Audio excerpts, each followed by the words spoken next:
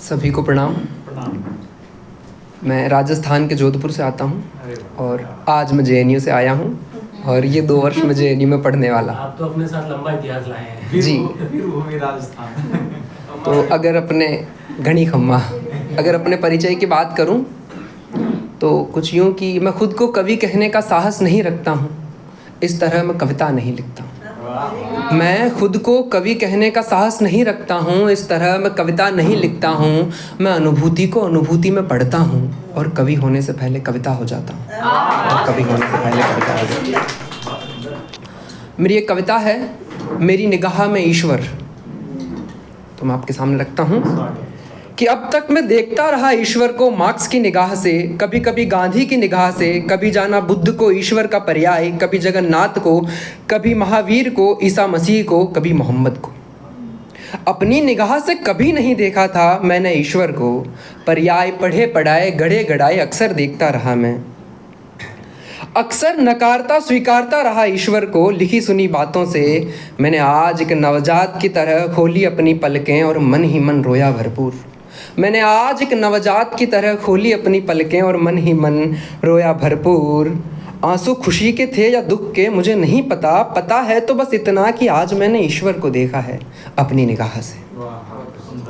दुनिया के तमाम धर्म स्थलों में छुपा है समर्पण, मेरे तुम्हारे हम सब के अहम का। दुनिया के तमाम धर्म स्थलों में छुपा है समर्पण, मेरे तुम्हारे हम सब के अहम का। समर्पण के पर्याय के रूप में खोजा गया था ईश्वर, समर्पण के पर्याय के रूप में देख पा रहा हूँ मैं। अपनी निगाह से देखने की कोशिश करना तुम, इसे समर्पण पर ही खोजा जाना चाहिए मेरी निगाह में। एक कविता चूँकि मैंने शुरुआत छंदों में लिखने से की थी और एक समय के बाद कहते हैं कि जब हम स्वयं से अपना विकास करते हैं तो कहीं ना कहीं अपनी पुरानी चीज़ों को पीछे छोड़कर हम कुछ नया अपनाने की कोशिश करते हैं। तो अब मैंने छंदों में लिखना, या ये कहूँ कि मुझसे अब लिखा नहीं जा रहा, या मैंने लिखना बंद कर दिया है। तो वैसा ये पुरानी कविता है, इसका शीर्षक है लालसा। विश्व में जितने भी युद्ध चल रहे हैं वे भी, और मनुष्य के अंतर जीवन में जितने भी युद्ध चल रहे हैं और बहिर्जीवन में जितने युद्ध चल रहे हैं, युद्धों का कारण और निवारण मेरी निगाह में क्या है, वो इस कविता के माध्यम से कि सृष्टि के जन्म से इच्छा हुई उड़ान की, सृष्टि पर चल पड़ी आंधी मनु के नाम की। सृष्टि के जन्म से इच्छा हुई उड़ान की, सृष्टि पर चल पड़ी आंधी मनु के नाम की। इच्छा इच्छा ही रही एक मनु के कूप में, और इच्छा लालसा बनी दूजे मनु के कूप में। माया कहो, मिथ्या कहो, द्वेष या घृणा कहो, अधिकार की प्रवृत्ति अधिकार सी तृष्णा कहो।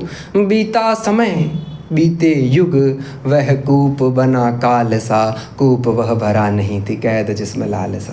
क्या बात है, बहुत बढ़िया, बहुत बढ़िया। काल सा विकराल सा या राक्षसी चाल सा, कूप वह भरा नहीं थी कैद जिसमें लालसा। लालसा के उदाहरण, एक सर्वशक्तिशाली लंकेश जिसका नाम था, प्रतिशोध की थी लालसा तो काल उसका राम था।